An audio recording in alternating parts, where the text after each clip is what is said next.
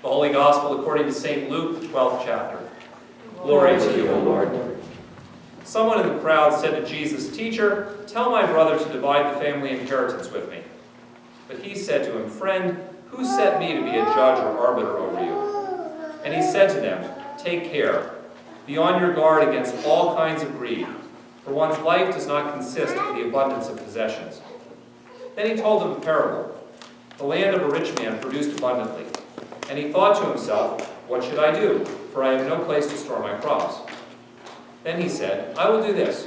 I will pull down my barns and build larger ones. And there I will store all my grain and my goods. And I will say to my soul, 'Soul, you have ample goods laid up for many years. Relax, eat, drink, and be merry.' But God said to him, 'You fool, this very night your life is being demanded of you. And the things you have prepared, whose will they be?' So it is for those who store up treasures for themselves, but are not rich toward God." The Gospel of the Lord. What were you thinking? Has that question ever been asked to you? What were you thinking? Or maybe you were the one who asked that question. You asked it to your kid, to your spouse, or maybe a coworker. What were you thinking? But you probably didn't expect a response to that question, because usually questions like that are rhetorical questions. And a rhetorical question is usually a question that you really don't expect an answer for. You've only asked that question because you want to have a certain kind of effect, you want to make a point, and perhaps the answer is so obvious that you don't need to have an answer to that question. Because usually when you ask, "What were you thinking?" the answer is, well, you weren't thinking, or you weren't thinking very well, and so most people just pass over rhetorical questions without actually trying to answer them. But sometimes questions that at first appear to be rhetorical questions really aren't. They actually deserve and demand an answer. And I've often wondered that about the question that is asked to this guy, this foolish rich guy, in the parable that Jesus tells us today. This guy is, so Jesus sets up this parable in which there's this guy, and he's so rich that he has to pull down his barns and build bigger barns so that he can store all of his stuff. And finally, in the end, he says, "Self, you've done really well, you got all this stuff, eat, drink, and be merry." And that night, God says to him, "You fool, tonight your life is ended. And all this stuff that you've got, whose will it be?" Whose will it be? Sounds like a rhetorical question. But maybe it's not. Maybe it actually demands an answer. Maybe the reason Jesus inserted that question into this parable is that that's a kind of question that actually demands an answer, not only from the character in the parable, but from each one of us as well. See, if you read the parable carefully, you'll notice that Jesus doesn't say that the rich man has gotten all of his stuff through any kind of fraud or deceit or immoral behavior. He doesn't say that the guy is bad simply for being rich, and he does not even define what rich means so that nobody can walk around and go, "Well, okay, it only is for super, super rich people, and that doesn't involve me." Instead, the problem with this rich guy is that he is so totally centered on himself that he sees all that he has as having value only to himself. He doesn't even say, "Soul, now you have ample goods laid up. Now you and your family and friends can eat, drink, and be merry." It's just him. It's all about him. His money, his life, is all focused only on himself. He has never given thought to how his great wealth could have meaning or impact for his family and friends, for his larger community, or even simply to be used in a way that could give glory and thanks to God. So whose will it be when he's gone? It's a question that a lot of people don't like to consider, because that question is not just rhetorical. It confronts each of us with our own mortality. And many people do not like to do estate planning because it also confronts them not only with their own mortality, but it asks them to consider that, like this guy in the parable, they might die sooner than they think. But as any good financial or estate planner is going to tell you, avoiding answering the question, whose will it be, is not a solution. If you don't decide, the state will. And so whose will it be really isn't a rhetorical question, but a good stewardship question. So when you're gone, whose will it be? Will it belong to your kids, to your family, to your friends? Will it belong to your church or other charitable institutions that you know do good in your community?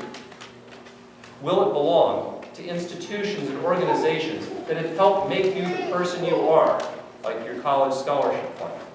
The question, whose will it be, is really a question that demands an answer, because it asks each one of us to consider what we're going to do with our wealth when we're gone. But you know, it demands an answer for an even more important reason. What we do with our wealth when we're gone is ultimately a reflection of what matters most to us while we're alive. And so leaving our wealth is really just a final kind of testament and witness to what the mission and purpose of our lives has really been. And it makes us ask the question, not only what's going to happen to my stuff when I'm dead, but what is the mission and purpose of my money, my time, my energy, my very self while I'm alive? What's the mission and purpose that I have from God that I'm going to employ my energy, myself, and my money in today? See, this is actually the problem with this guy in the parable. He has wealth, but his wealth has no meaning or mission. And since what you do with your wealth reflects the meaning and mission of your life, the problem with this guy is that he really has not considered how his life could have meaning and mission and purpose beyond himself. See, that's the point that Jesus is really raising with this parable. It's the point he's raising for each one of us. He is not really asking a rhetorical question, but actually calling us to see ourselves as people who are greatly gifted by God.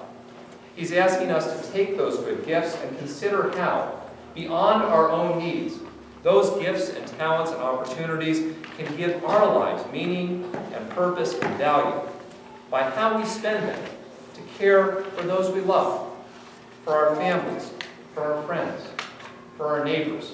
It's the first, most basic question that this guy in the parable doesn't even begin to ask. But Jesus is also asking us to consider how whatever we have and whoever we are can be used to invest in the lives of others in our world, even those who we will never meet and who will not be able to thank us.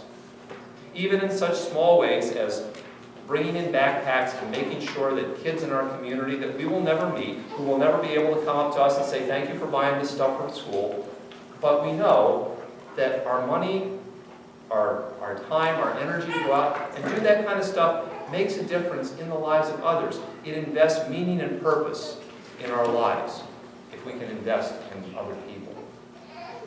And Jesus is asking us to think about how what we have and who we are can have meaning and purpose when we use them simply to give glory to God and thanks to God by the way we live. Jesus says that, God makes the sun shine on the evil and on the righteous. He makes the rain come down on the just and the unjust. God's way of living is to bless everybody, even people who don't appreciate Him, even people who don't thank Him, even people who don't believe in Him and don't like Him. If we're willing to actually invest ourselves and our lives in that way, which is hard, but if we do that, we reflect the way God lives each and every day. And in that way, our lives have meaning and purpose because we live the way God lives. See, these questions, whose will it be and whose is it right now? And what's that meaning and purpose in our life? Those questions are really important for us. And they're really important for us right now because it is easy for us to simply look around and look at this parable and say, man, this guy is so wealthy, he had to pull down his barns and build bigger barns. If I'm ever that rich, then I will remember this parable and I will act accordingly. But I'm not, so I can ignore that. This is only for the top 1%. Thing is, Jesus didn't tell this parable to emperors and kings and people who were the super rich of the day. He told it to the regular people who gathered around him. He wanted them to understand that even people who considered themselves to be of modest means were more wealthy than they thought. They were more blessed by God than they thought. And that's really important for all of us right now, because over the next couple of months, as we listen to the political discourse, if you can call it discourse, that's going to happen, both parties are going to tell us that we are deprived, that we have less than we should have, that we do not have it as good as our parents had. And there may be some truth to those kinds of comments, but here's the thing. If you have traveled at all, you know that even being a struggling American is better off, or we are better off as struggling Americans than almost anybody else on the face of the planet. We, like those first people that Jesus talked to, are a lot more blessed by God than we usually give ourselves credit for. And Jesus is calling us to take that seriously and to consider how we spend whatever we have. Our money, our time, our energy, our very selves. And how that can be a reflection of the meaning and purpose we believe God has given to each one of us. So Jesus told this parable to remind us that we are all people greatly blessed by God. Jesus told this parable to call us to use whatever wealth we have, our money, our time, our very selves, for mission and purpose and meaning beyond ourselves. And maybe most importantly, Jesus told this parable to remind us that we ourselves belong to God. And so how we spend ourselves and all that we have is finally a reflection on the relationship that we have with God.